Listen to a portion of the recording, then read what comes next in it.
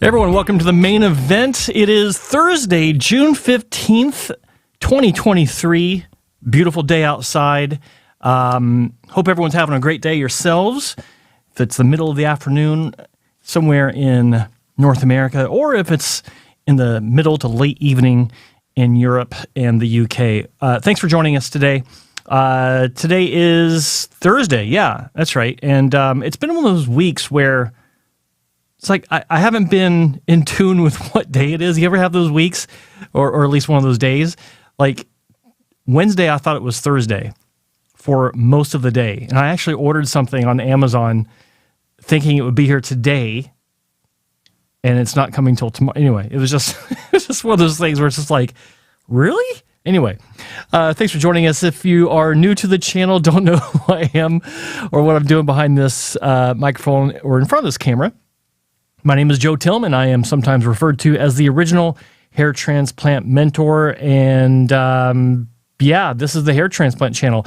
It's the only hair transplant and hair loss focused channel on YouTube run by someone that's got actual clinical experience and having been a patient and having been a repair patient. And I only say that because I think it's important to know where I'm coming from when it comes to, the answers that I give you, the advice I give you, my opinion on things. Because I was thinking about this a lot today for a number of reasons. But I really do care what happens to you. Like I'm not sitting here, running campaigns to get monetized and I don't know, to pander, I guess. I'm still formulating some of the things going on in my head right now, because there's something that was going on earlier today that just really made me remember how much disgust I have for this industry. And I think about you guys watching right now and in the chat room. And I saw you guys talk in the chat room before I even fired up the live stream. And I love that you guys seem to have actually built up a little community of your own that forms every day on this show. And I really appreciate that. I appreciate you guys joining me every day, or most of the days when I'm able to broadcast.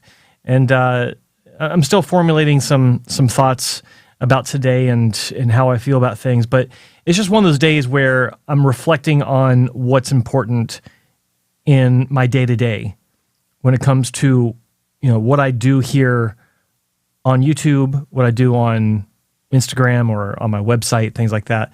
So I guess what I'm trying to say is I do appreciate you guys, and I hope that you understand the difference between legitimate information and the bullshit surface layer stuff that you see on from various clinics out there that are just pandering to you to get your attention, that try to make it look like surgery's fun, that try to make it look like it's a visit to the spa, which it can feel in some situations. Full opinion here. In some situations, it can feel like a spa level of attention, but it's surgery. It's real surgery. It's real consequences that affect you, not just your aesthetics, but everything that goes along with that. Your mental well-being, your emotional well-being, the way that you see yourself as a person, the way that you conduct yourself in day-to-day interactions. Everything that hair loss and the resulting hair transplant or the result from a hair transplant surgery affects. Everything that cascades because of decisions you make to have surgery, decisions that the clinic makes to perform your procedure, your surgery. Never forget that it is surgery. No matter what your what you're seeing online, no matter how fun something might look or lighthearted, never forget it's surgery. And it has ruined lives when it hasn't turned out. That's all I'll say on the subject. But yeah, so where was I? Been doing this for 20 years as a professional.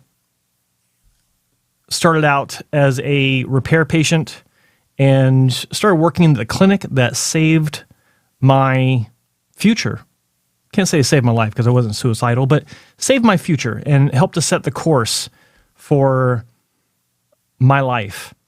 And I find myself in a position where I'm able to talk to you on a pretty serious level, intimate level, I'll say. I think that's a better way of saying it, about not only my experience, but the industry as a whole. As Spencer likes to say on our Friday show, The Bald Truth, I know where the bodies are buried in this industry.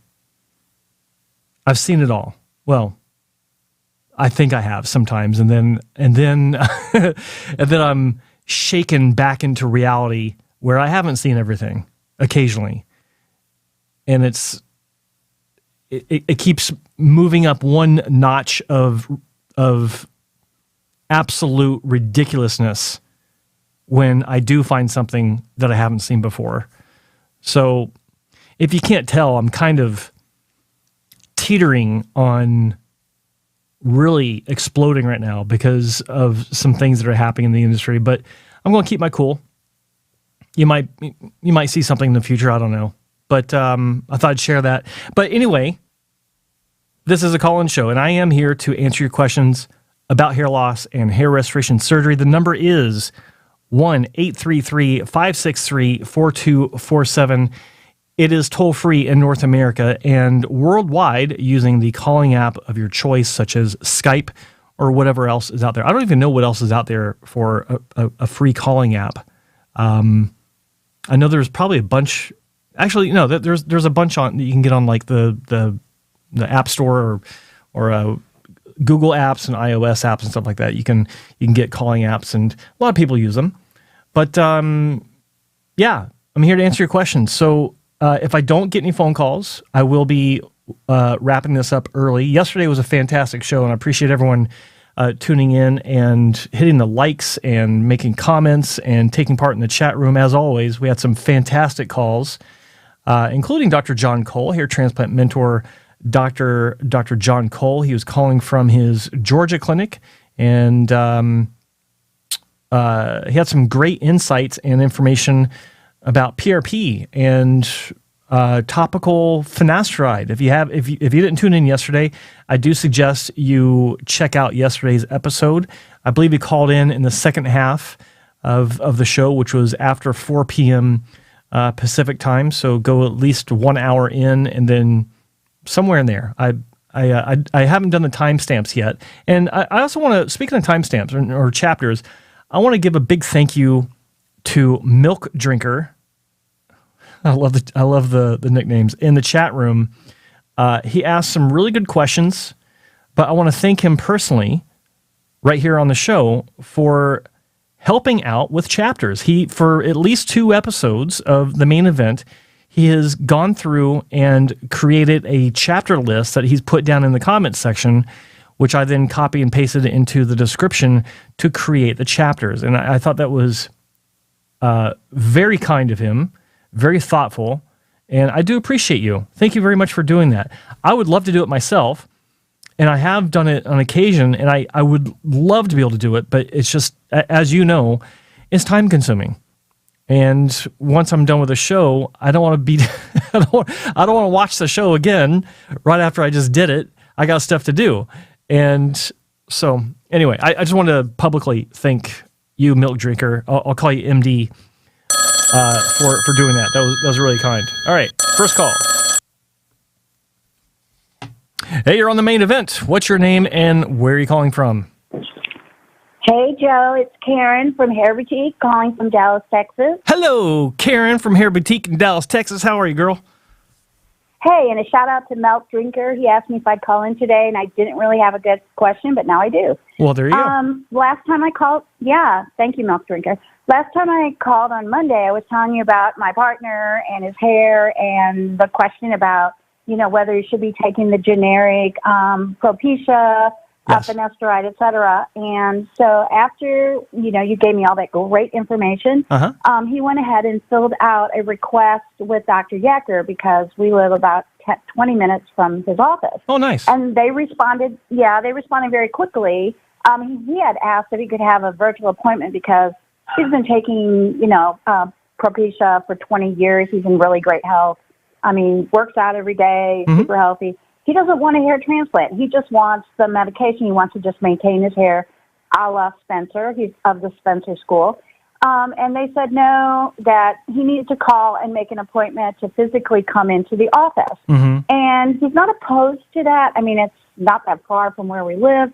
But the question was, are they doing that because of a liability issue where they want to see him in person and do his vitals? Or he asked me, he said, is this a way for them to maybe upgrade me or sell me on other services?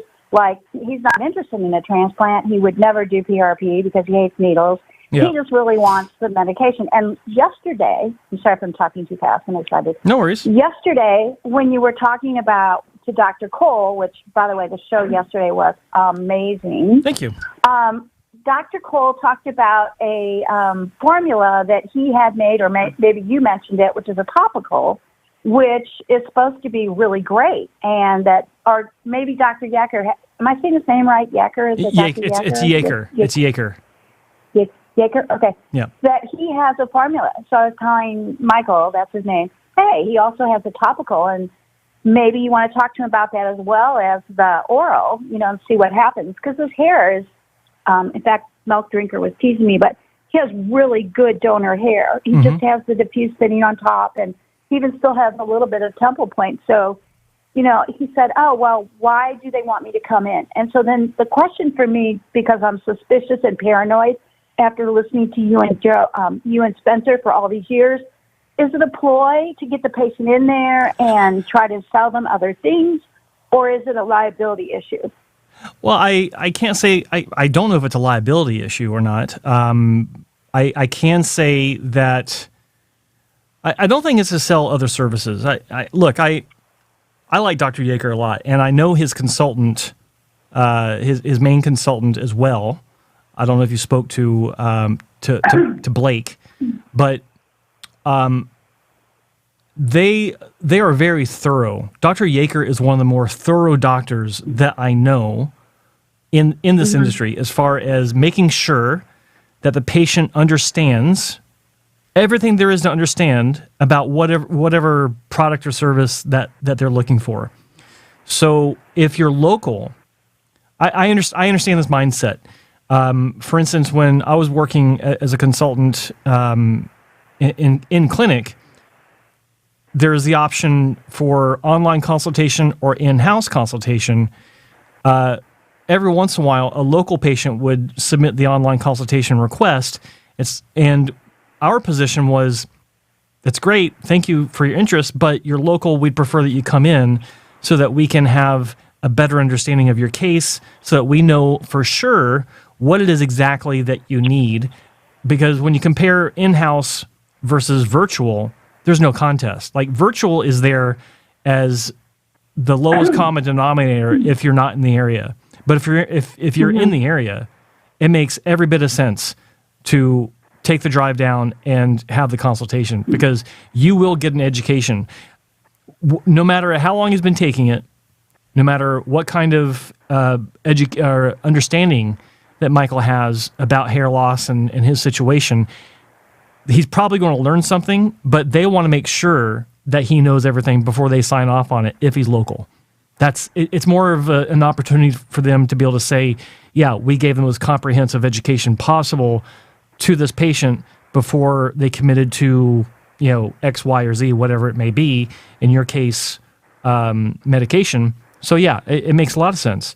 And I have no qualms saying that would be the better option for Michael if he wants to see Dr. Yeager, or any doctor for that matter. For anyone watching this, if you have a doctor that you're considering that's local for whatever product or service, it always makes sense to go in and see them in person as opposed to just doing the quick and easy on a virtual. So I would recommend that you go that route. Okay. Yeah. But you understand the concern because you guys talk all the time about, the turkey doctors, right? Mm-hmm. And they just try to sell you services, and you never even see them until they show up in their scrubs, right? Well, yeah, but I mean, there's a big difference in what we're talking about in that case versus a respected doctor that's just trying to, and you don't know this, but trying to give you, or actually for themselves as well, the most comprehensive interaction, because it's not just for the patient. If they can see for themselves that they know what they're getting into, because it is a two-way street with the relationship when you're basically, as a patient, when you're committing yourself to a product, not just a service, but a product like such as a medication, it is a two-way street, just so that everyone's on the same page for everything. And, they want to know, in a situation like this, and Dr. Yeager, if you're watching this, forgive me for putting words in your mouth, but they want to make sure that whomever they're seeing or whomever they're providing a product for, they want to make sure that their expectations are also in line with whatever it is that they're offering can deliver. Because remember, they don't know you. They don't know who you are. They have no idea. So you're just another patient to them that's coming to them with a need. So they want to make sure that you understand what you're getting into, the whole 9 yards. It's basically, so when you say a liability, I guess it can be a liability on issue for them because they're making sure that all the check marks are, all the boxes are checked, that they're able to confirm that you're a good fit for their product. I guess that makes sense. So it can be a liability issue. Okay. Did that make sense? Perfect. Okay, well, good. I'll get them hooked up for an appointment with Blake, and I'll report back and let you know if you want to hear what happens. I'll let you know what happens. I see. This is another great opportunity because I love a secret shopper type of scenario. So absolutely, do what you need to do to set this up, and then come back and give me the ballistics report. I want to hear about it. Okay. Awesome. I will. I'll take notes. Maybe a secret recorder or something like. Oh, I wouldn't do. No, don't do a recording. That's Okay. I don't know what the laws are in Texas, but no, just go in and get your impressions and come back and report to me. Absolutely. Okay. Well, as soon as we do, I will. Okay. Well, thank you, Joe. And all right. Thanks again for last night. It was the show was amazing. It was like the best ever. It did seem to flow quite nicely, and and like I said, there were a bunch of great calls. So I appreciate your comments and your support as always, Karen. Thank you so much. Okay. Bye, Joe. All right. Take care. Bye-bye. That was a nice call. Okay. Toll free 1-833-563-4247. That is toll free in North America. And of course, using the calling app of your choice worldwide. I see a bunch of comments going in. See, there's an article on CNN Health. Don't know what that's about. Let's see. How do prescriptions work for foreign patients? Would a doc in another country be able to prescribe meds for me? And could I buy them in my country? Probably not. No. Unless that doctor has a license in your country. But that's for milk drinker. No, that's not. No, it's not possible. Or if it is, it's extremely rare. Like in Europe, throughout the EU, yes, you can do that in different countries, but not across the Atlantic. Not that kind of situation.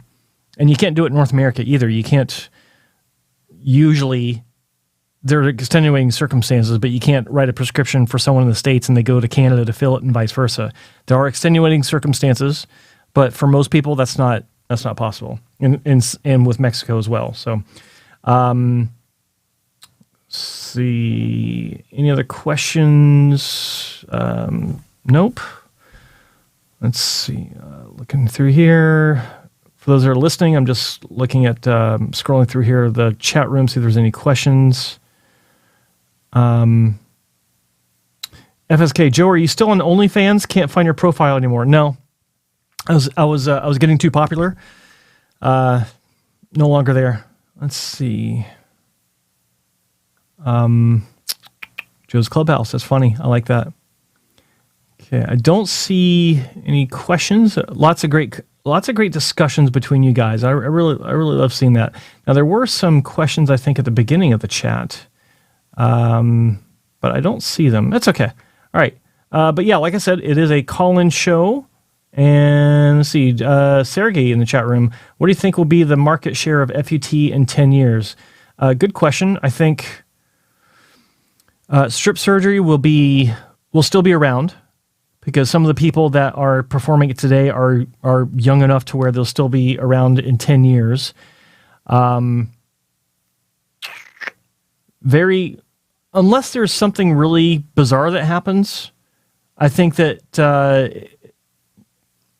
if it has 5% of market share, I'd be surprised. So let's say 5% in 10 years. If that. I think that's being generous. Let's see. Yeah, okay. Nothing going on in the chat room. You guys talking amongst yourselves. That's fantastic. I'm going to give it a few more minutes. It's now 3:29 Pacific time. So you can give me a call, 1-833-563-4247.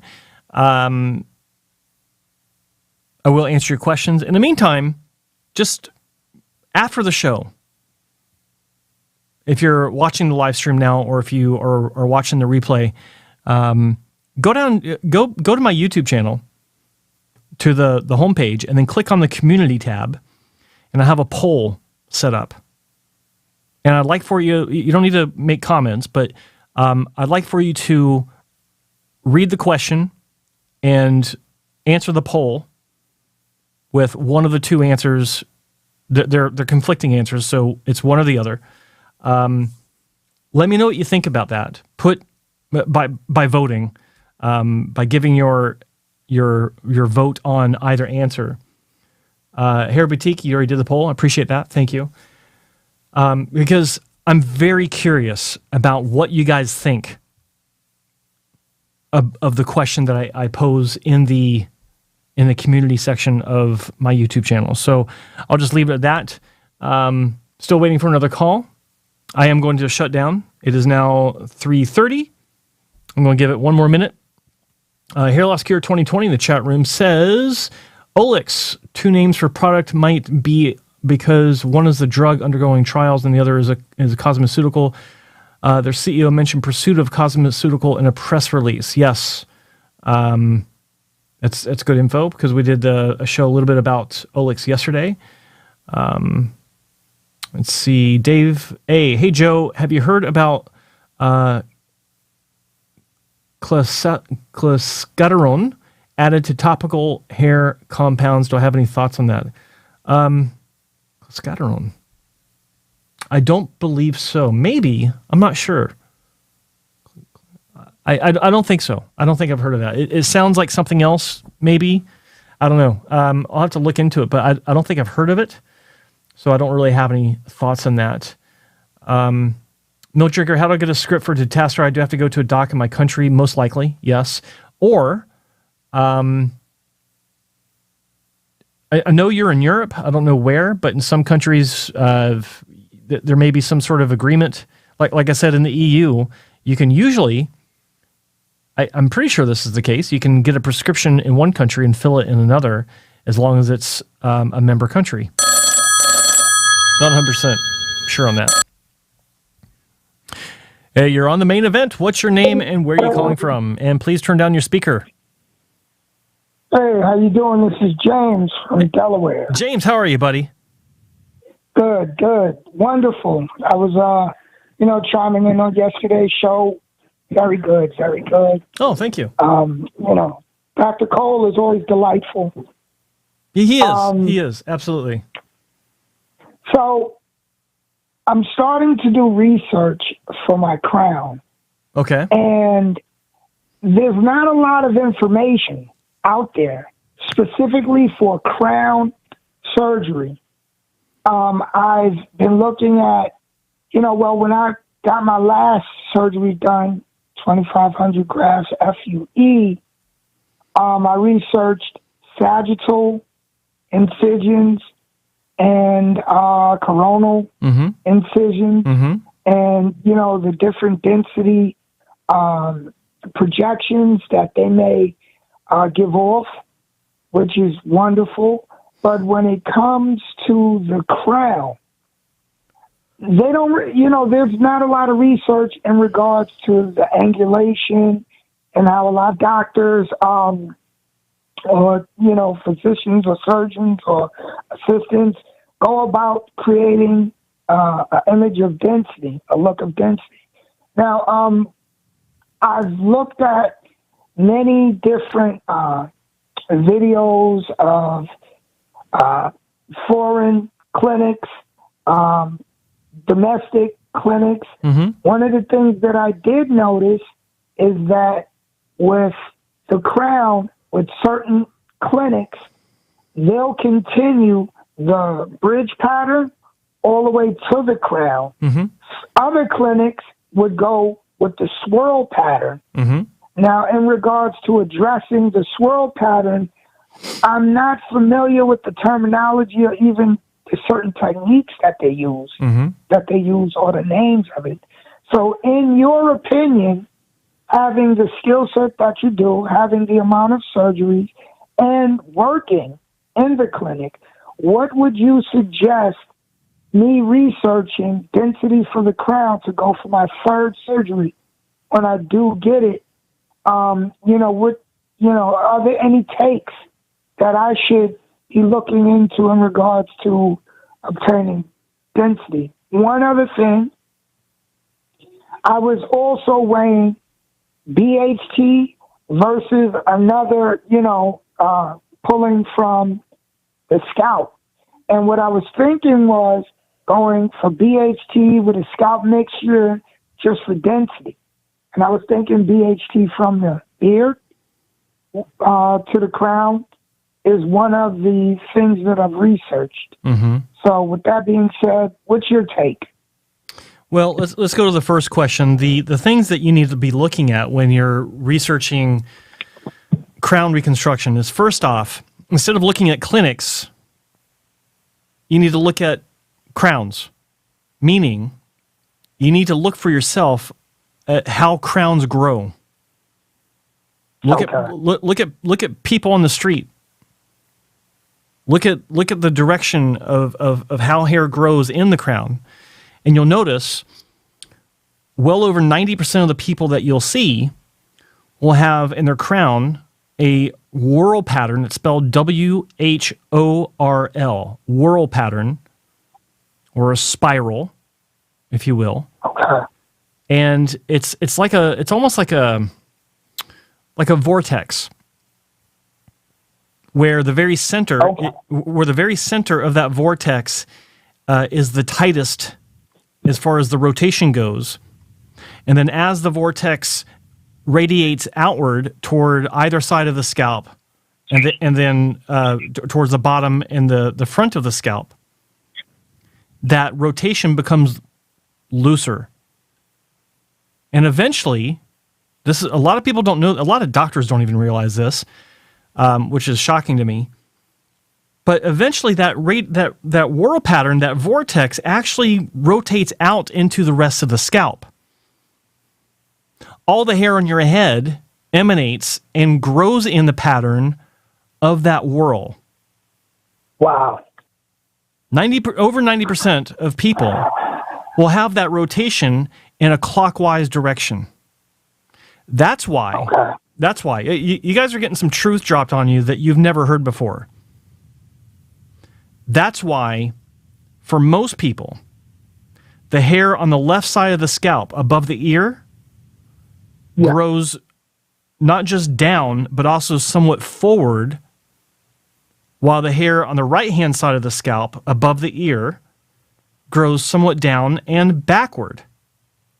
Wow. It's an extension of that ever-expanding pattern of the whorl. And the top of the scalp, where the hair the crown radiates to the top of the scalp, it kind of comes up in an S shape, but a very relaxed S shape, and then goes forward across the top of the scalp. But then eventually, towards the hairline, just slightly turns to the right, usually to varying degrees of severity. About maybe 7 or 6% of people. Well, I'll tell you this. Look up the percentages of people that are left-hand writers or just left-handed versus those that are right-handed. And that's about the same distribution of people that have a clockwise rotation in their crown versus those that have a counterclockwise rotation in their crown. There is some odd correlation with that. I don't know how to I don't know how to explain it, but that's that's just a fact, and it's something that I noticed. One of the doctors I used to work with, he pointed out to me, and I haven't been able to not see it ever since. Every time I look at the crown, I think about this. I don't always ask it, but when I'm talking to someone face to face and I see how their crown radiates, I will ask them, "Are you right-handed, or are you left-handed?"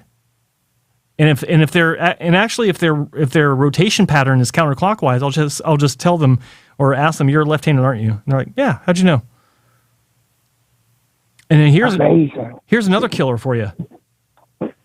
If you have a double whorl pattern, which is quite rare, but it happens, you're usually ambidextrous.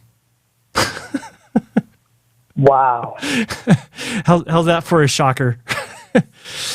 And it's true. It's true.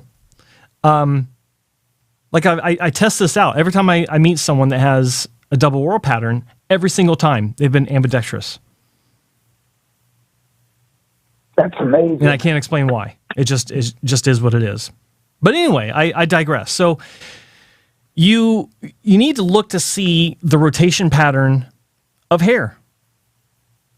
You need to understand it. And then when you're doing your research online, type in something like hair transplant crown pattern or something like that, and then look on Google Images, and then you'll see you might find a template or a graph, not graph like a hair graph, GRAFT, but like a not even a GRAF, but just a template or an outline of placement for how to flow the hair in different directions.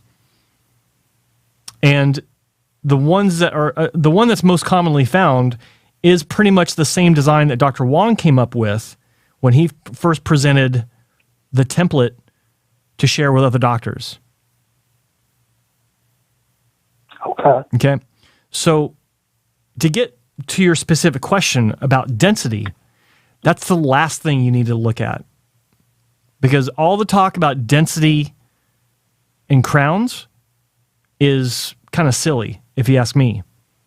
Because the number one thing that people need to be looking at is, can you guess what that is? The pattern itself? More or less, naturalness. Okay. Because if you that don't, would have been my second answer. they kind of mesh, because if you don't have a natural pattern, because we're not talking about single hair grafts here. That's not part of the equation. It's part of the placement. Like, you do want to have some singles mixed in with bigger grafts, but for the most part, only really in the center of the whorl pattern. Which, if a crown is built right, that's the only part you really see.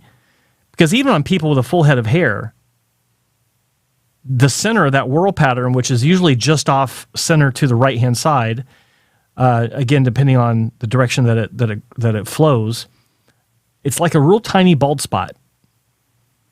Yeah, it is. Yeah. The hair always gets lighter when it comes to the crown.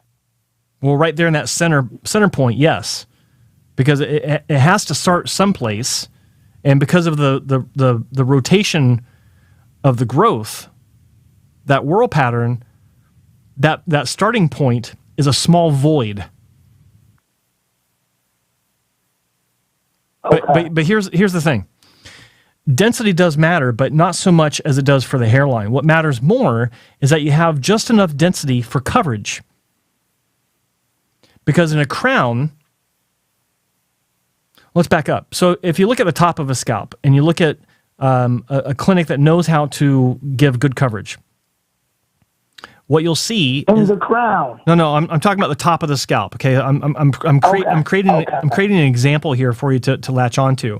So when you create coverage on a scalp, a good hair transplant surgeon will look at it as placing tiles on a roof.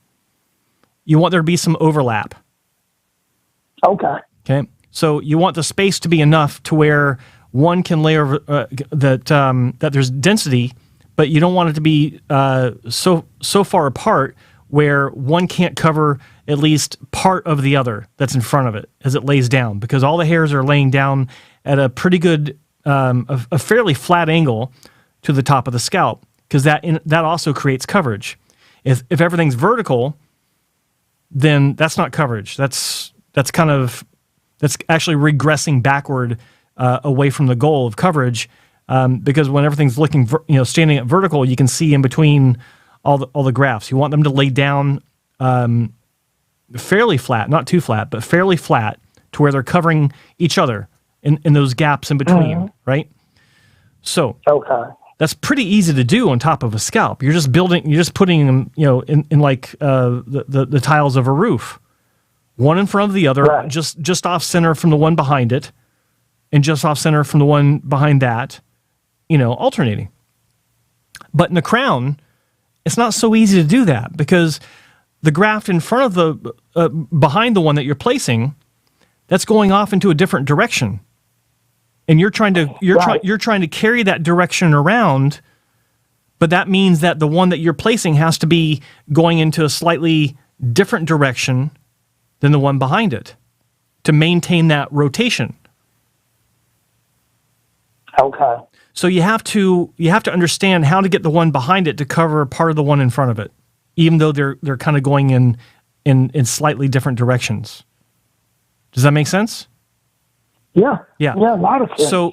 So that's what you need to be looking for, is if the coverage looks good. And here's another one for you.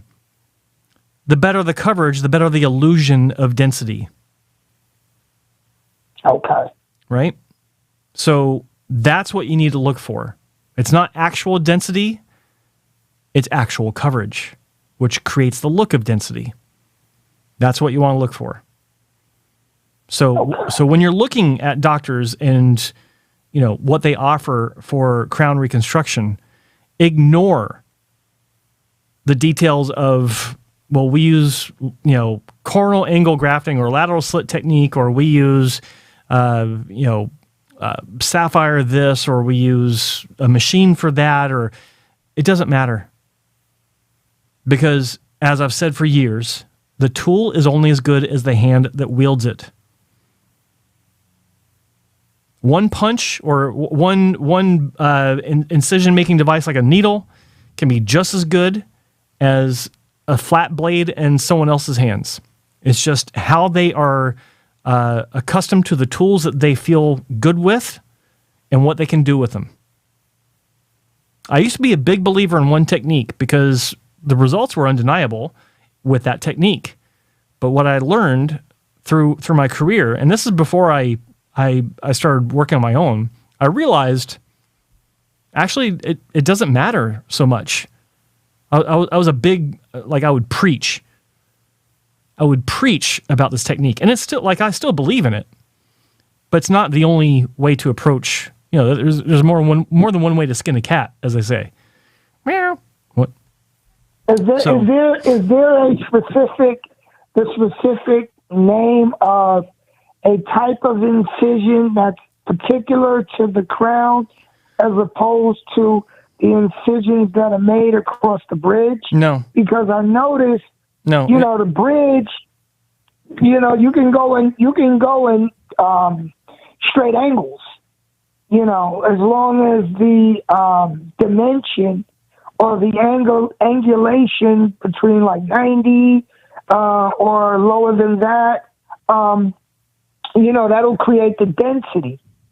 But when it comes to the crown, as I'm studying, it's a whole different ball game, And another thing is, another question that I'd like to pose to you is that, and this may vary, but would you suggest that doctors that are good on the bridge can be good on the crown? Because I've questioned some clinics, some different clinics, and some doctors or some clinics will say we don't do the crown. Mm-hmm. Yeah, and God bless them for being honest with you. Yeah, I love hearing that, and as far as I'm concerned, there's no shame in telling a patient that you don't do a particular part of the scalp because you just don't feel comfortable doing it. Like, no shame whatsoever, and all the respect in the world for being honest about it. Full stop. Yeah. There are clinics that also don't do temple points because they know they don't do a good job, and they'll. I mean, to be honest, they might say, "Well, no one does good temple points," which is bullshit. We know that, but at least they're acknowledging that they can't do them. So there's that. I spoke to one clinic and they said the reason why crowns can be difficult is because the skin gets much thinner in the crown. In the crown as opposed to the bridge of the scalp. So the bridge of the scalp and the hairline is really thick skin.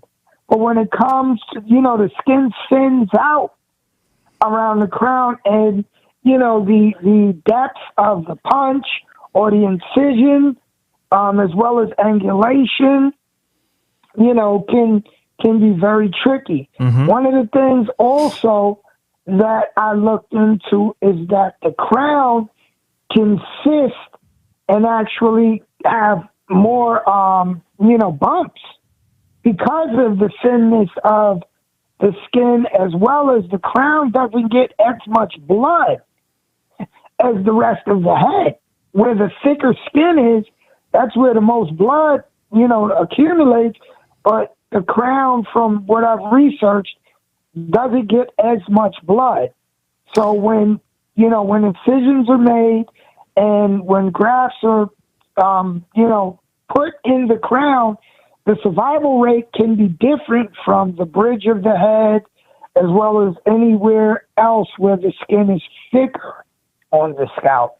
I don't know how true that is, but I've read it. And what's your take on it? Not true. Okay. And when I'm referring, cause you actually threw a few things out there. What I'm referring to is the survival rates are lower in the crown because there's not as much blood flow. I ask you to, and anyone watching this, to look at find some anatomy photos of the human scalp and the circulation system. And I'll just leave it at that. But find an anatomical drawing of the circulatory system of the human scalp, and then come back to me and tell me what you think. I'll just leave it at that because it's interesting. It's interesting. You'll learn something from this. Will answer your question, okay? About the blood supply. But here's the answer that applies to the crown, to the hairline, to temple points, to whatever. A good clinic, an experienced clinic, knows how to address differences in scalp physiology, because guess what? Every human scalp will have differences in the physiology of the scalp from one area to the next. It can be thinner in one area than it is in another. In strip surgery, you can have different tension in one area than you do a few centimeters over in another area of the donor area, the occipital scalp. Yeah. It is an experienced surgeon that understands and and knows how to address those differences because they're a part of every surgery. Every surgery. So if someone's telling you that they don't perform surgery in one area of the scalp because of whatever they told you versus another area of the scalp, it means that they just don't have the experience. I can only surmise that because I've seen crown work done. I literally cannot count, like tens of thousands of times. Maybe hundreds of thousands of results that I've seen online and in person over my career. It grows just fine as long as the grafts are healthy. Like all things being equal, there's no difference in crown growth versus anywhere else on the scalp, or there shouldn't be. Okay. There's no reason. If the surgeon is experienced, knows what they're doing, has been around long enough to understand the differences and the different approach and the proper direction, and there's no single patient has a scalp where every bit of it is addressed the same way. Right. The physiology changes from front to back in different areas. It can be minor. It can be minor enough to where it doesn't warrant any sort of different approach or change, but sometimes it does, and an experienced surgeon will be ready for that and know how to deal with it. It's just a part of surgery. It's just a part of every surgery that's performed every day by experienced surgeons. So I hope that helps, because your question, they're good questions. They're legitimate questions, but in some situations the questions can be I don't want to say unnecessary, but they can be a bit what's the word I'm looking for?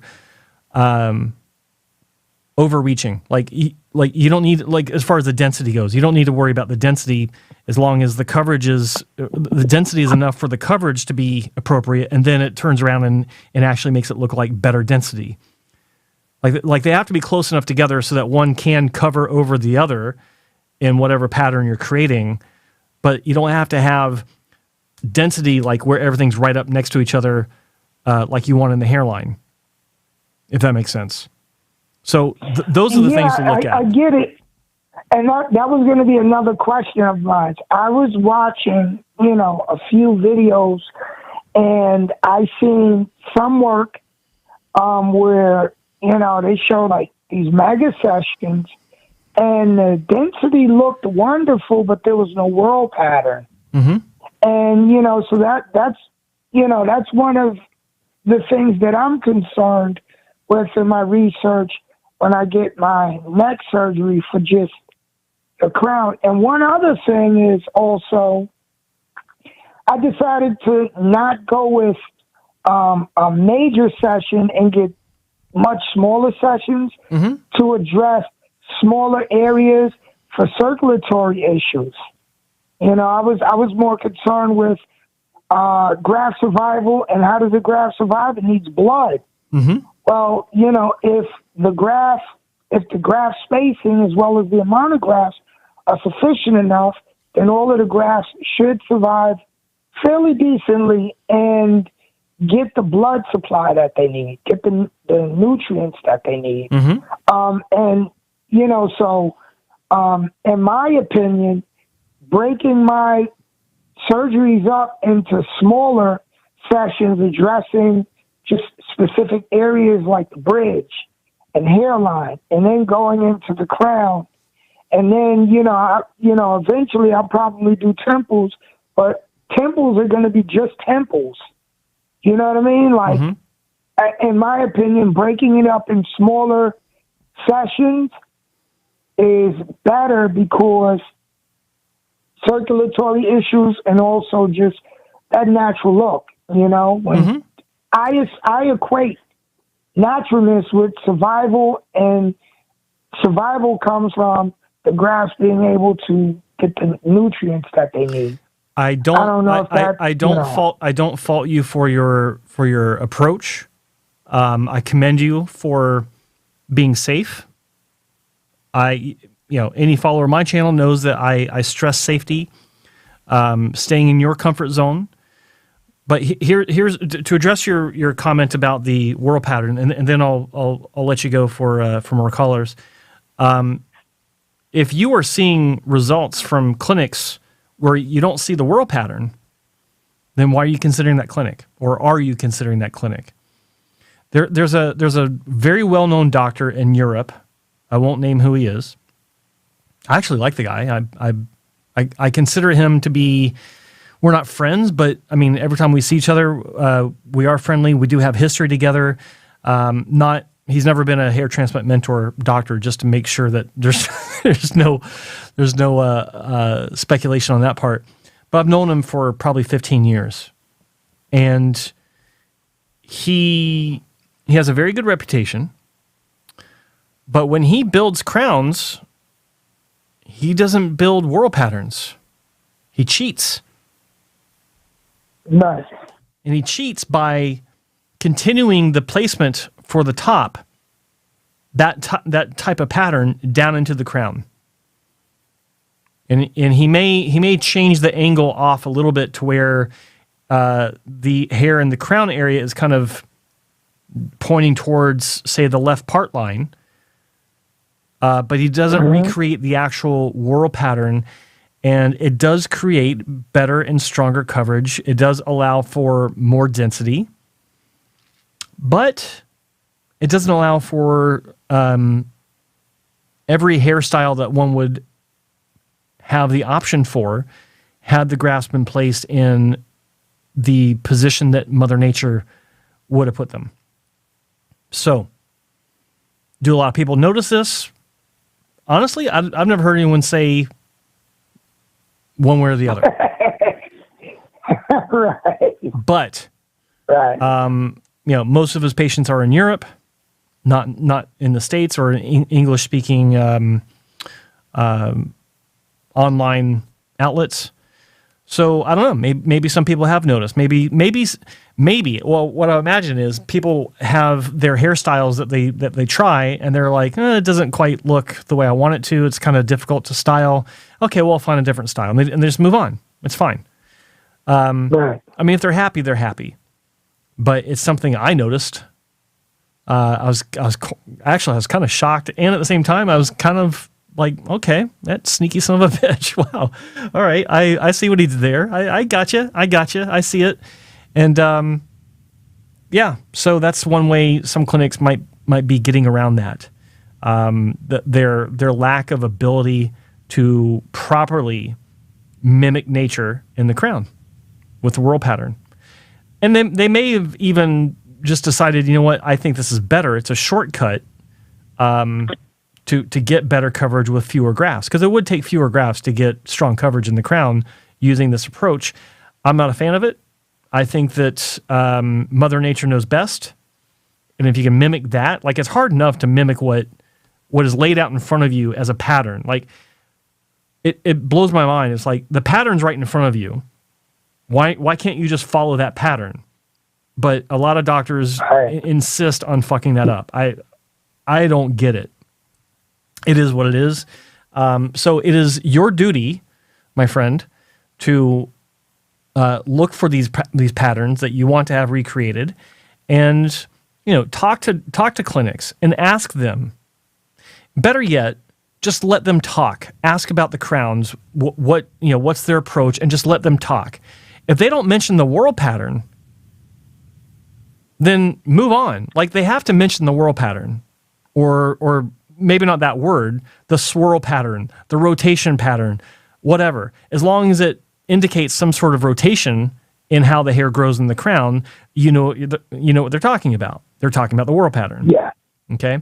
And then have them demonstrate that they know what they're talking about, because talk is cheap. They got to be able to show you in photos and video. Okay?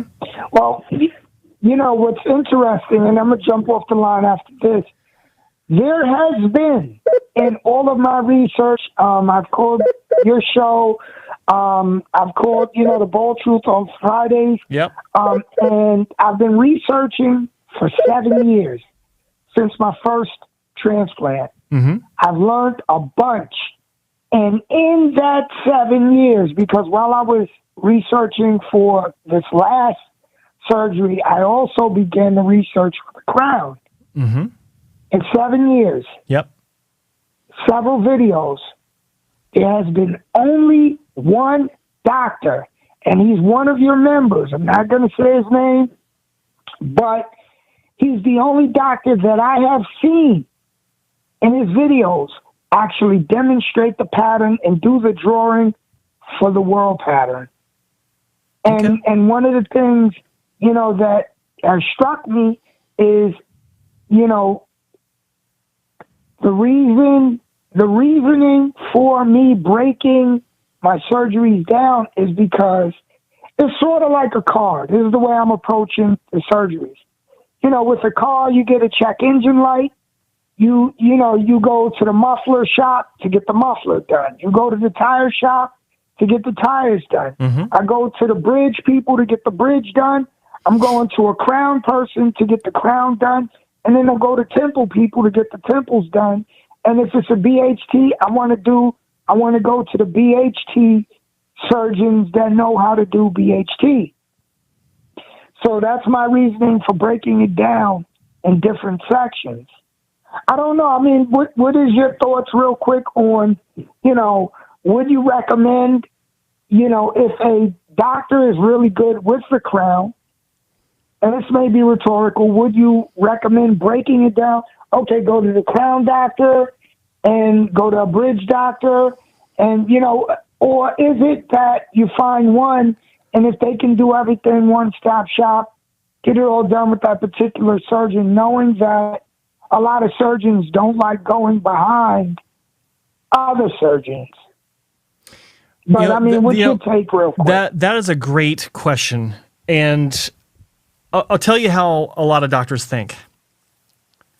They love to see the work of other clinics come through their doors. For two reasons. One, they get to see the work of other doctors come through their doors. Number two, they get to put their name on your head as opposed to the doctor that did the work before. Especially if it's hairline. Okay. If it's hairline work, oh boy. Oh yeah. Oh yeah. If the doctor considers himself to be an expert at hairlines, and you've already had hairline work, he loves putting his stamp on your head. Okay. I've seen that a lot. Okay. But the way I look at it is this.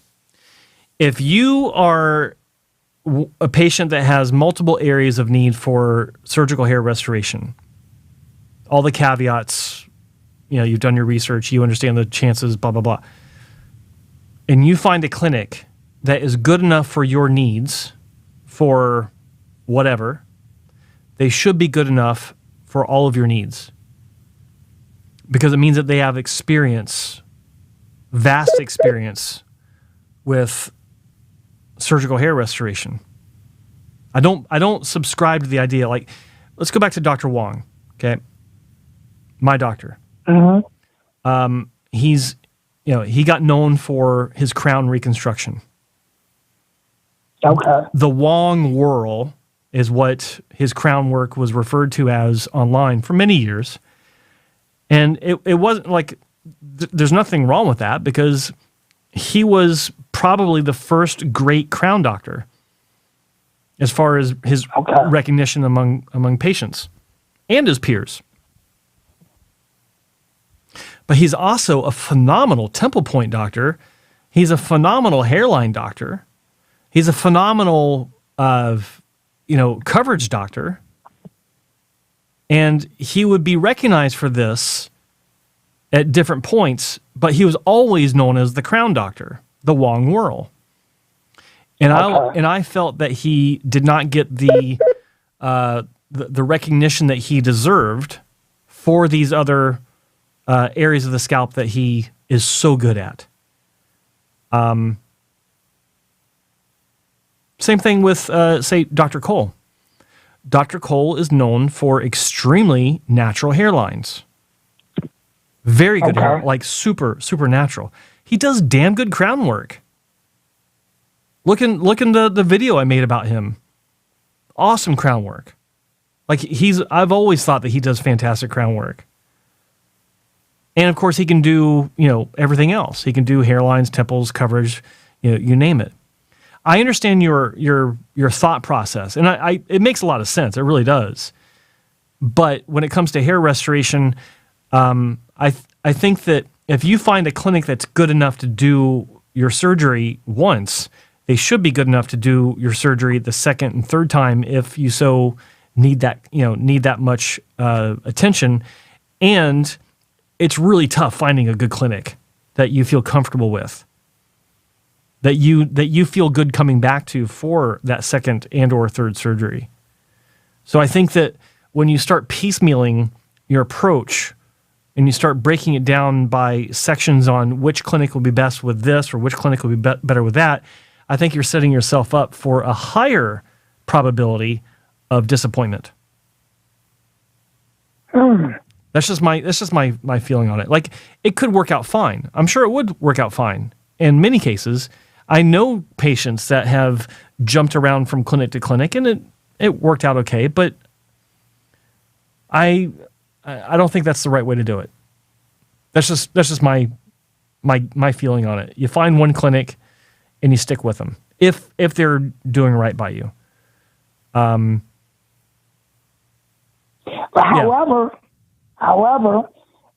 like certain clinics use additional aftercare remedies to promote growth.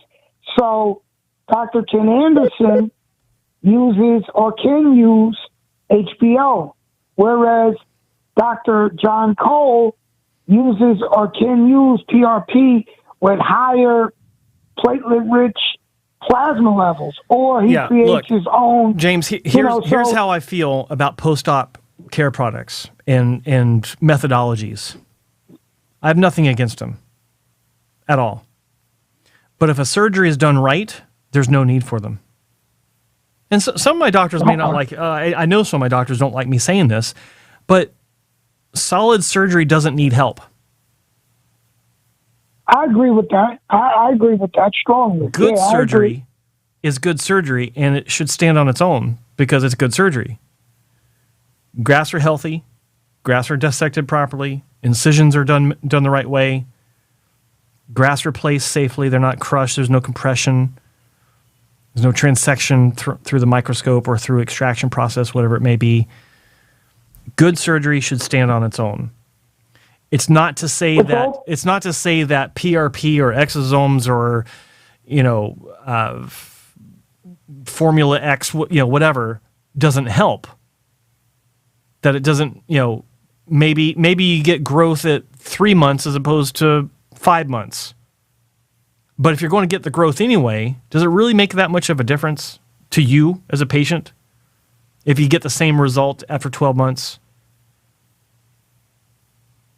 You're still recovering for 12 months. You're still losing your shit between month 3 and month 7, wondering if this is it. Like, it doesn't change for anyone, regardless of what post-op treatment they've had. They all lose their minds from month 3 to month 7, wondering, is it going to grow? Is this all I've got? Why is one side thicker than the other? Insert problem here or insert concern here. It's all going to happen anyway. I'm just a believer in solid surgery. If there are adjunct treatments for recovery that can make it faster, sure, great. But I would never personally choose a clinic because they offer Formula X and my previous clinic didn't. If I'm happy with my result from my previous clinic, what's the problem? Why chase something that isn't necessary? Why hop over the fence to where the grass is greener. Is it greener? Really? I don't think so. Well, I mean, one of the factors, though, the X factor is going to be how each individual's body, heals. So, when it comes to the additional aids and assistance with growth, I'm a big believer that each person is an individual. Some people have concerning health conditions. Mm-hmm. Some people don't have any concerning health conditions. Well, of course. Some people can get a hair transplant, but then they may need a little bit of aid, such as exosomes or HBO or minoxidil or whatever the case is, because the way the body may develop. Well, so I believe that's the X factor. I'll put it to you like this, and then I'll let you go.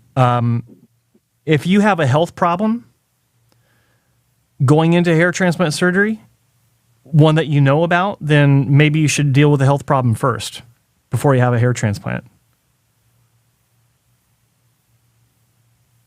You know what I'm saying? I agree. I agree with that. But when hair transplant surgery is a luxury item. It's not a necessary item. It's not a health problem. It can create problems simply for it existing, but it is not a health problem. Like, a disease, like a cardiac issue that you need to get worked out, or an immune issue that you need to get worked out. So if you have some sort of issue that maybe a post-op treatment can help, I don't know how it would. I don't know how any post-op treatment would help the recovery and growth if that procedure is going to be impacted by a pre-existing health condition. Just throwing that out there. Like there's so many variables. Example, I'm sorry? What about triple CA? So let's say somebody comes in with triple CA, centrifugal alopecia, but they can get a hair transplant and they cure the issue. But what if the doctor feels like, just to be on the safe side, let's inject some exosomes to promote additional growth? Or doctor may say, let me prescribe, 3 treatments of HBO or PRP or here's the all-encompassing answer to that question. If you do come in with a pre-existing condition that everyone knows about and you want to have a hair transplant, and then the doctor says, well, let's make sure that it has the best chance of growth by doing this additional adjunct procedure, ask that doctor for previous cases that came in with the same condition and the treatment was given after surgery and the result, and justify how it actually works, how it actually helped. If they can answer that question for you, then go for it. Go for it anyway if you want to. I'm just saying, all of this is anecdotal. We don't know how this stuff will impact a standard hair transplant, much less someone that has a pre-existing condition. I know of nothing that backs that up. That a pre-existing condition coming in can be affected by a adjunct post-surgical treatment after a hair transplant. And if any doctor watching this that's listening can explain that, I'd love to hear it. Call in. I have no problem with these treatments. I believe there is something to it where they can maybe accelerate overall healing. But my position is good surgery, it heals fine on its own. It may take an extra week for the redness to go away, or for the vessels or the the microvessels to be formed to connect to the follicle to deliver blood supply. It might take an extra day. Who knows? But no one can answer that question.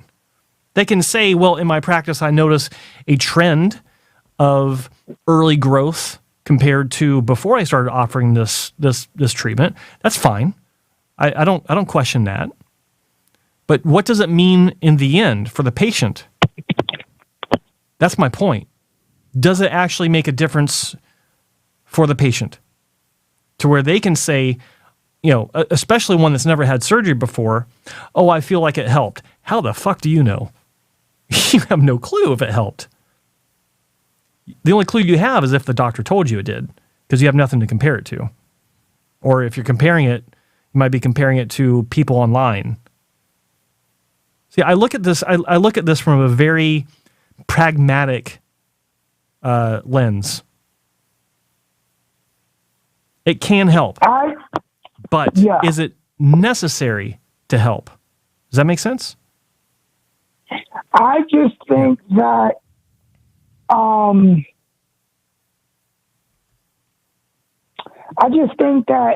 like these post-operative aids, for lack of a better term, can be necessary in some instances where, like, let's say if the doctor wants to, for instance, some of these aids may allow, healing without effluvium, or they may lessen the amount of effluvium, maybe, which can also allow more growth, allow better growth, allow there's definitely evidence that shows that some of these aids may allow the hairs and the follicles to remain in the catagen phase longer. You know what I mean? So, like, I believe that it can help. I believe that in many instances it can be, a wonderful tool to assist. I mean, yeah, maybe the assistance is always great. So I think that I think it's okay. Also, things such as HBO have been proven with burn patients that it does promote growth. It does promote additional collagen in the skin, in the hair. It does promote these things. So the aids have physiological proof that they do work. Oral minoxidil. You see people growing hair from their eyeballs. You know what I mean? Which means that it's promoting the catagen phase. Or it's it's like, James, I'll end on this, and I appreciate your points, and you're obviously passionate about this, and I love the fact that you're researching the shit out of this. But I'll leave you with this, okay? Burn victims. I actually have a lot of experience with burn victims. In another life, I worked in a burn unit in physical therapy. I was a physical therapy technician in a burn unit in a hospital. I worked with children and older folks, and got a lot of experience with that. But when it comes to surgery, when it comes to hair transplant surgery, simply the act of making incisions into burn tissue scar or burn tissue scar, that in and of itself can promote the formation of new blood vessels. It can, and through that, you can have some of the best hair transplant results that you've ever seen as far as early growth and robust growth. Simply because of the scar tissue itself. It's much more robust blood vessel formation because it has to fight to get through all that tissue. It's a strange phenomenon. It's a strange phenomenon. There are a lot of things that happen to the body that we simply can't explain why these things happen. And It was the damnedest thing. Never forget this. The thickest scar tissue I've ever seen on a burn victim came in for a hair transplant on a scalp, obviously. Because, it's a very common thing that you hear about where as a child he, flipped the handle of a pot of boiling hot oil. It went all over the top of his head. He had the pattern of a Norwood 5A on his scalp, and it was because all the hair was burned off of in that area. And what was replaced was thick scar tissue. 2 surgeries, 3,000 grafts each, full looking head of hair like you've never seen before. Amazing growth. Shocked the shit out of us. When he came back in after the first result, it was like, what in the actual F? How does it, like, wow. Can't explain it. Grew in quicker than anything we'd ever seen. Thicker, like just robust, like exactly what you want in a hair transplant. What everyone dreams of with a hair transplant, this guy got. And it was simply because of the act of making the incisions, promoting additional blood flow into that scalp through surgical activity. So anyway, let's get another caller. Okay, we got some people who've been trying to call in during our call. Really appreciate your call. You've always got great questions, great insight. Please call back soon, and thank you for being a part of the show as often as you are. All right? Thank you, Joe. All right. Thanks, buddy. Take care. Bye-bye. That was a good call. Lots of good discussion there, and always appreciate James giving us a shout. The number's toll free, 1-833-563-4247. There was several calls coming through while I was talking to James. Feel free to give us a call back. It is toll free North America, and of course you can use the calling app of your choice. Worldwide, it is 4:24 p.m. Pacific time, and got some things going on in the chat room. Let's see. Yeah, lots of. Again, the conversations you guys are having are great. Joe, can you please put your OnlyFans in the description? No, you got to find it on your own. Let's see. It's fun. Okay, Matthew Vancura, thanks for joining us. I don't remember seeing you in the chat room before, so thanks for joining us. I had an FUT with a top doc almost 2 years ago. My growth in the hairline was very sparse. I want to go for another procedure, but I fear that I won't get much growth again. Just goes to show that even with one of the best surgeons, you're never guaranteed a great result. Yes, that's true. I'll get to you in just a moment. Put this call on hold. Hey, caller, I'm going to put you on hold for just a moment. I'll be right back. So, yes, that is very true.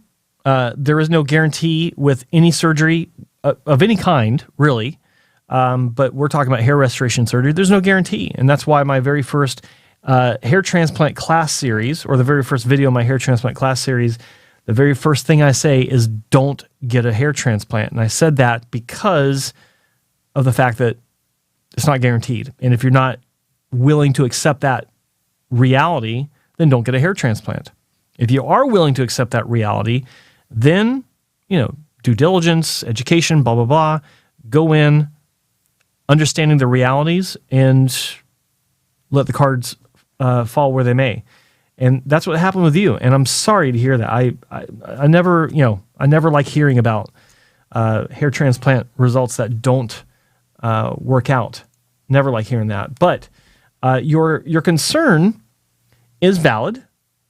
You have to look at the situation for what it is. You got to, and it's hard to determine why a result did not grow properly. And what I'll tell you from the clinic side of things, what do we do as a clinic when a patient contacts us, comes in, or phones or emails with photos or video, whatever? What do we do when we see that a surgery did not go as planned, that there was maybe poor growth in one particular area or the whole thing? Well, we go to the chart, because the doctor and the head tech will make notes in the patient chart, in the surgical chart for that day. And one of the things that they do is they note down any sort of difficulties, any sort of challenges, any sort of questions that they have about the physiology of the patient, about the mental state of the patient, and so many things are in this chart. But they will talk about difficulties, and difficulties can be limited to, or not limited to, but including popping of the grafts, excessive bleeding. The grafts were very long, so the incisions had to be made much deeper than average, which can cause problems. Graft fragility, like maybe they were very fragile, meaning that when they were being handled, they would the base of the follicle would literally pop. I've seen that happen. They would be easily crushed, or the tissue itself, when making the incisions, was very fragile, and the connecting tissue between two incisions was easily falling apart. All these things can contribute to a questionable outcome at best. Sometimes they don't affect it at all. It's still, everything goes fine. But these are things that can be noted during surgery that can influence a result negatively. So what you should do, maybe, talk to the clinic and obviously see what they say, but see if you can get a copy of your chart.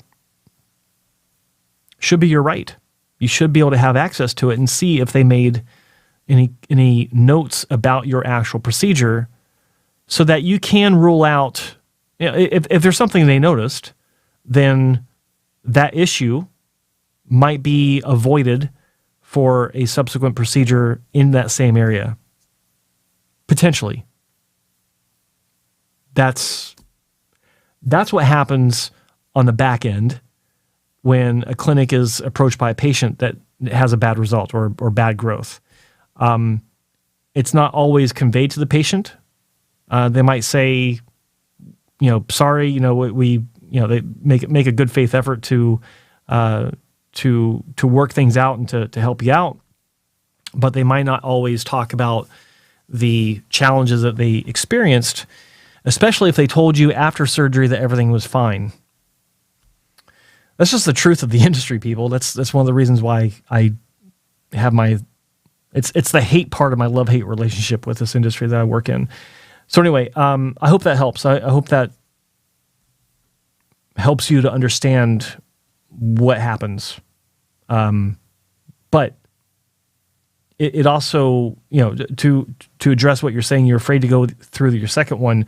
That's why I was telling you about this stuff, so that you are better armed when you make that decision. If your hair looks natural now, even though maybe the not getting the full amount of growth, that's a win in my book. It may not be as dense as you wanted, but if it looks natural, if it doesn't look like you had surgery, that's huge. So carefully evaluate if you want to go through with a second surgery, or if you can live with what you have now and move on and not be too distraught. I hope that helps. So, all right, so let's get to the caller. Hey, caller, thanks for holding. What's your name? Where are you calling from?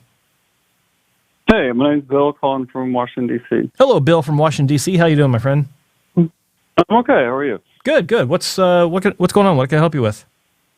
I've called in a few times, and I just had a question about, I've seen a few doctors, and they've all recommended an FUT to start with, and I think a lot of that is because I'm likely someone that's going to need, over the next 15 years, maybe like 2 more transplants, just because I take the meds, but they're having very minimal effect.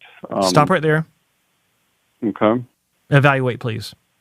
How long have you been taking? Which one? And what do you mean, like it's not been very effective? Let's see. It's been almost 15 years. The first 12 were on Propecia. I switched to brand name probably the last year I was taking it, and then the past 3 years I've been on brand name Avodart 3 times a week. Okay. And the hairless is, so I started when I was 38, I'm 53, and, there's a significant progression over that 15 years. You were on name brand Propecia up until 3 years ago? Right now I'm on name brand Avodart. And then you switched to name brand Avodart 3 years ago. Okay. And why did you do that? Because you're losing aggressively with Propecia? Yeah, I think I saw Dr. Cooley, I think it was, who thought that the Avodart might be stronger and work better. Okay. And did you ever talk to him about oral minoxidil? He prescribed that as well, but I haven't gone there. Okay. I'm a little, nervous about that. He did actually give me a prescription for that. But, okay, fair enough. And so I'm just wondering, if I were to go with an FUE and not do any FUTs, how much hair do you think you're actually sacrificing over the long haul if you just start with FUE and don't start with FUT?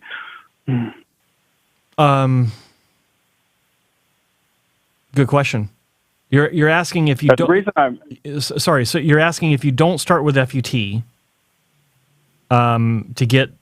You've obviously heard me talking about one good strip at the beginning, at least, to be able to maximize your donor over the long term. Is that what you're referring to? Yeah, and I'll tell you the reason I'm asking is because just if I continue to lose, there's probably going to be a point where I just have to buzz it off and be done with it. Right. And so if I can do like a couple FUEs and buy myself 10, 15 years maybe, and then buzz it off without the, and I understand there's some scarring from FUE, but at least I wouldn't have the linear scar. And so I'm just curious, there's a general idea of like how many hairs or grafts. That's a good question. It's highly variable because, density, hair type, future law, there's, is your donor area actually 100% resistant to DHT? All the hair that would be taken, there's so many variables to consider. I'll tell you in my case, the way I did it, I had all the strips I've had, I've had a couple and wound up having FUEs my last surgery, where I was able to get, we did like 800 grafts, I think, 700 or 800, I forgot. But as of today, it's funny, I could have more FUE, but I could also have more, if you're watching the screen after the delay, I could have more FUT. And I have actually spoken to a medical professional about this, and I'm not done with FUT if I don't want to be. So it's strange. It's strange for me because I could go back for FUT, and I can go back for FUE. I can go back for both. So I guess I'm not a good example, but I'm just trying to quantify. That's a great question. I think that overall. Okay, if you take one patient that can get, say, 8,000 grafts with FUT over X number of surgeries, will they be able to get 8,000 grafts with FUE and still have a healthy or normal-looking donor area? Because that's the question. That's the threshold you don't want to cross when performing FUE, to where there's an obvious demarcation between the extraction area and the untouched areas, or some area or all the donor area looks too thin, like the moth-eaten look, right? That's what you're trying to avoid. So, like, I want to say maybe 1,500 grafts. Between 1,500 and 2,000. I'm reluctant to say that because I don't want to be pinned down on that one in the future, where people say, oh, well, you said, it's 2,000 grafts more or 2,000 grafts less if you do all FUE. I can't say that. It's too hard to answer. For one patient, it may be a 2,000 graft difference. For another patient, it may be 500 grafts difference. I don't know. It's too variable. Too many variables from patient to patient to put a strong number on that. And in some cases, it may not even be a deficit. You may not be getting more with just FUT before you cross that aesthetic threshold. You know? Yeah, it's all it's the tough. different patients that you've seen. I am like half Latino, half Caucasian. I've got just a little bit of like the Mediterranean complexion, and I know we tend to scar worse than very fair-skinned people, but I don't have a really dark complexion. I'm just wondering, with an FUE, do you think the spots would be much more visible in someone with a little bit of a more melanin in their skin than a really fair person? Yeah, but it depends. Yeah, in general, everything else being equal, yes, because of that lack of melanin in that punctate wound that scars over. And this is affected by the size of the punch, the type of the punch, doctor skill, and then physiology. And the physiology is the part that we can't control. And the melanin issue is a factor that does affect the outcome. But everything else can actually hide over that factor. So if you do have excuse me, if the healing is good because of the type of punch or the approach taken, if there is a good level of density throughout the donor area where and you're not shaving down to the skin. I mean, yeah, again, more variables, but I think that, like, if you're just looking at the skin, yes, there is going to be more of a visible dot compared to someone with more fair skin, more pale skin. Mm-hmm. That is a fact. But how you see it, again, like assuming you're shaved down to the skin with a Bic razor, how you see it also depends on the punch, the size, the type, things like that. So those things are undeniable across the board. But then you throw all the variables on top of that. Is your hair going to be shaved down to the skin, or is it going to be a 1 guard or a 2 guard if you decide to buzz? Things like that. How dense your donor hair is around it, things like that. So that would take a personal evaluation to get a handle on that. But you know what? Here's the thing. Ask what Dr. Cooley thinks for the long term. Like, he knows your case. Yeah, he did recommend. Yeah, he recommended an FUT. We didn't really have a conversation about any further than that. And I saw Dr. Bernstein, who also recommended an FUT. Okay. So, and then I saw Dr. Lindsay here locally, and they all said, let's start with FUT. So I'm kind of... and I would actually expect all three of them to say that. And then a doctor that's more focused on FUE would obviously say FUE. The question is this: are you okay? Here we go. Have you ever shaved your head before? No, and part of why I want my hair transplant is my head is not symmetrical. I do not have, that's one of the worst things about going bald is if you don't have the head shape. And I actually think if I had like a nice symmetrical head, I wouldn't be as bothered by it and might just let it go. Well, okay, so let's break this down. You don't want to shave your head now because you don't think you have the head shape for it. So, but you are saying that in the future, with continued loss, you would buzz your head just to not have to deal with the hair loss anymore. So you're willing to accept the I think it's bad more hair that shape. This isn't going to be. Yeah, but you see where I'm going with this. You see where I'm going with this. Yeah. So why not just try it? The worst thing that can happen. What's your name? Pat. Bill. Pat. Bill. Bill.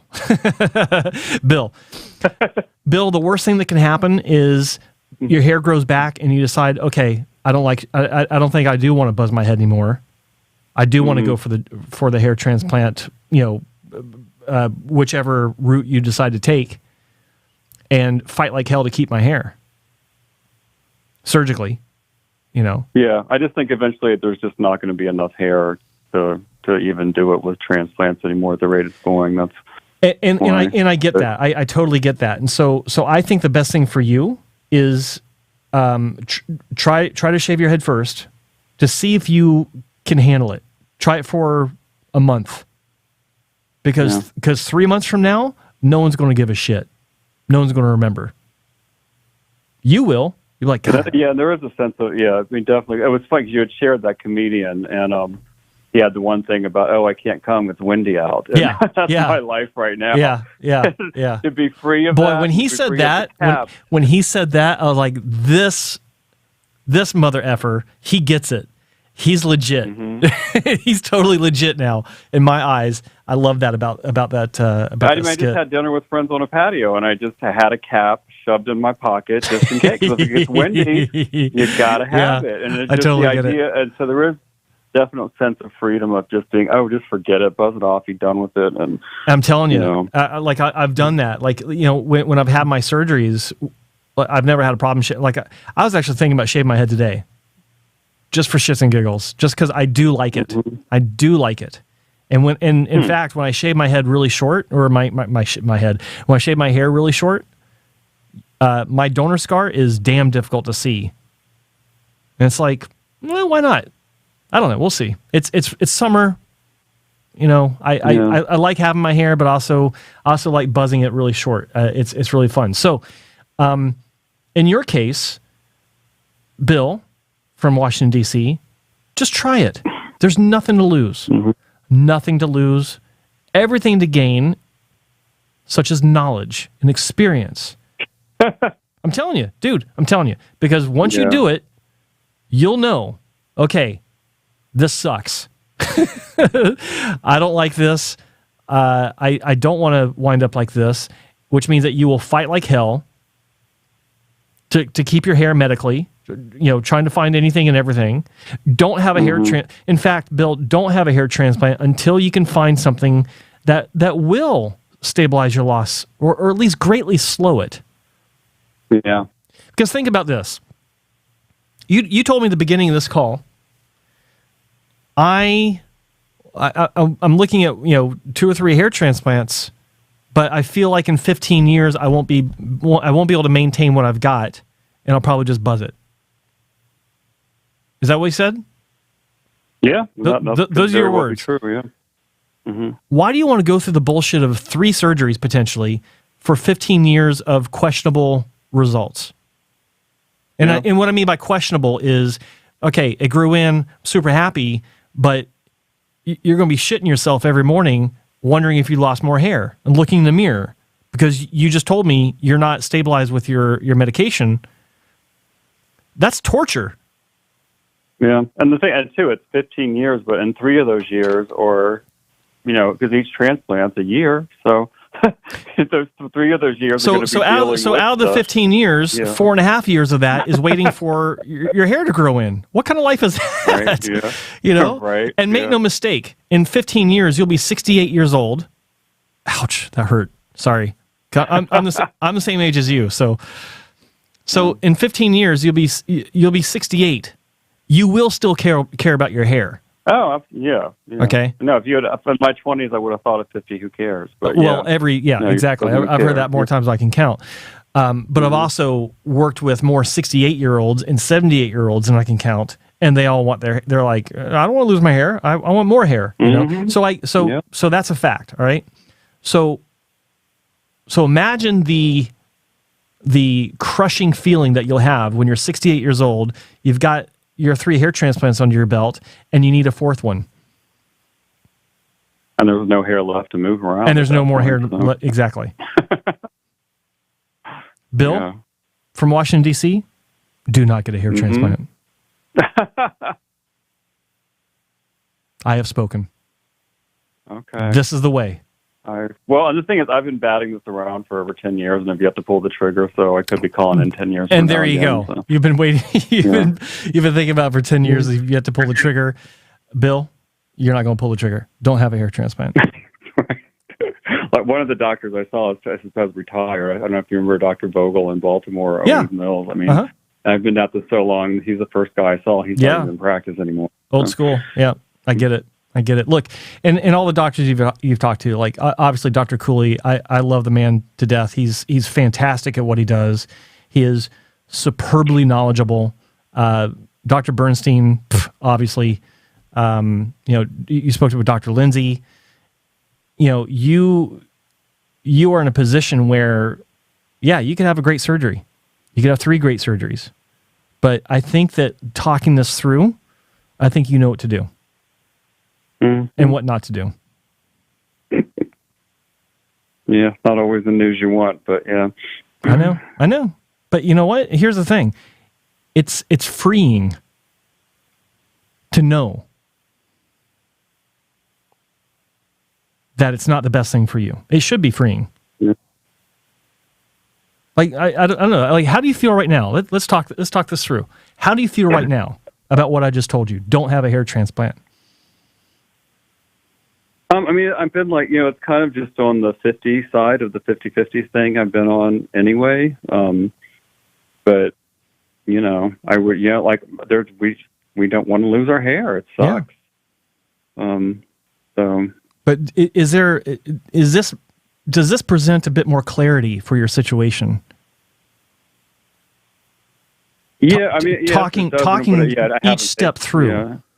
Talking each step through, because you could easily have surgery, and it would, like if you went with Dr. Cooley, odds are it would be a fantastic result. But then your hair loss isn't stabilized. You'd have to go in for a second surgery. You might need to go in for a third surgery, and yet your hair loss hasn't stabilized. You've been on dutasteride for 3 years, 3 times a week. The next logical move is, okay, maybe daily or 5 days a week. Will that help? Maybe. I mean, always talk to Dr. Cooley about this. He's your prescribing doctor. He's very experienced with this.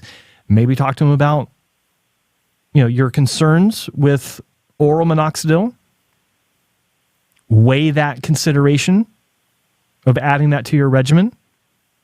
And you may fair approach here, full credit to all these treatments, you may experience some sort of positive outcome. And then surgery might be in the cards, but you haven't locked it down yet. You just told me that over the past 10 years, your hair loss has progressed dramatically. Mm-hmm. The answer is clear at this point. Everything non-surgical that you can to stop your hair loss or to greatly slow your hair loss. You might find that magic bullet. You might find that combination that works for you. But I keep meaning to do the minoxidil, and I just, I don't know.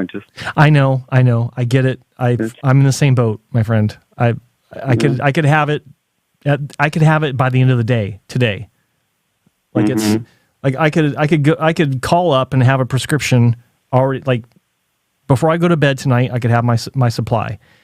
But there's that little voice in the back of it's hard. I don't know. I get it. I could do it, but I'm just not quite there. But yeah, if something cardiovascular happens, and it could not even be related to it, but if you just start questioning, like, oh my God, yeah, it's like, what do I do now? So, yeah, but do everything non-surgical that you can, and then if you find that magic combination, that magic bullet, then you can consider surgery. But I think that you've already explained to yourself out loud it's a bad idea. Yeah. All right. Well, I'll let you go. I appreciate your time. Well, call me back. Let me know, what you decide. And if you decide to, shave your head, and you know what, we'll get you on with Harry on Bald Cafe, and you can you can share your shaving experience, and we'll document it for the world to see. Thanks for calling, my friend. All right. Thank you. Take care. Bye. All right. Bye-bye. 1-833-563-4247. That was Bill from Washington, D.C. I think that was a great phone call. He's in a situation that a lot of people are in. And I thought it was a great question at first. It's one I've not really thought of much, like, the FUE versus FUT, starting off with FUE first. Will that compromise the total graft count for the life of the donor area? In some cases, yes. It can affect that negatively, but I actually believe in some cases, no. the right candidate can have just as many grafts over the long term with FUE, if they start with just FUE and go all the way through, as they would if they started with FUT.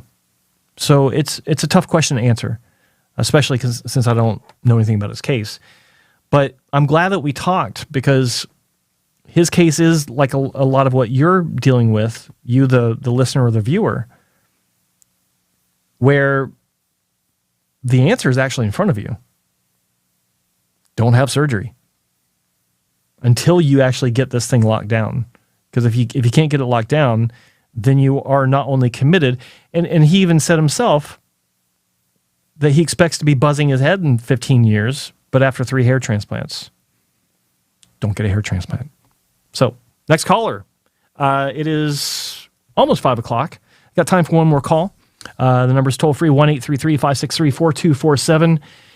And I'm glad he called, because I think that puts things hopefully into perspective for a lot of you that are watching the live stream or the replay after the fact. Let's see. Questions. Hi, Joe. Am I right in thinking you are due to have Kyle Christie on again soon to talk about his repair, his bad surgery? That's Mooney 11. We actually did do we've actually done 2 follow-ups. One I had to delete because the sound was horrendous. It was a few years ago. The second one we actually had online, but then he asked me to take it down because of some conflicts with that particular clinic. Now, however, that's not the case. He's pissed off, and he will be talking. I don't know when. I don't even know if it'll be on my channel, but he is he's upset, and he wants to tell the world. So I'll just say that. Anything else? How long does it take for a hair loss to stabilize? Years or decades? In some cases, it doesn't ever stabilize until it gets to the point where one's a Norwood 7. But there are even some people who go into Norwood 7 and then Norwood 8, 8.3. Their donor area starts to thin out from senile alopecia. Or even some of the donor area is actually susceptible to DHT itself, so it starts to thin out, actually hair falling out. Not that rare, fairly rare, but it's different for everyone. Some people it doesn't stabilize until it's very extremely bad looking as far as the donor hair goes. Some people it stabilize by when they're 35. It's too broad of a question, or too broad of an answer. Let's see. Is Mr. Bill sporting a comb over? Talking about Mr. Bill, the claymation character from. Okay. Sergey, did the doctor implant more? Okay, you're talking to someone there. All right. All right. So no other questions and no other calls. Hey, it's basically 5 o'clock. It's 4:56. I'm going to wrap things up. Great show. Thanks, everyone, for your calls. Karen from hairboutique.com. Love it when you call. Let me know how things go with Michael. And Bill, let me know how things go with you. James, thanks for calling. And I think there's someone else. Forgive me if I forgot. But yeah, today's episode, June 15th, 2023, of the main event is a wrap. Thanks for watching, and everyone have a great evening. Bye-bye.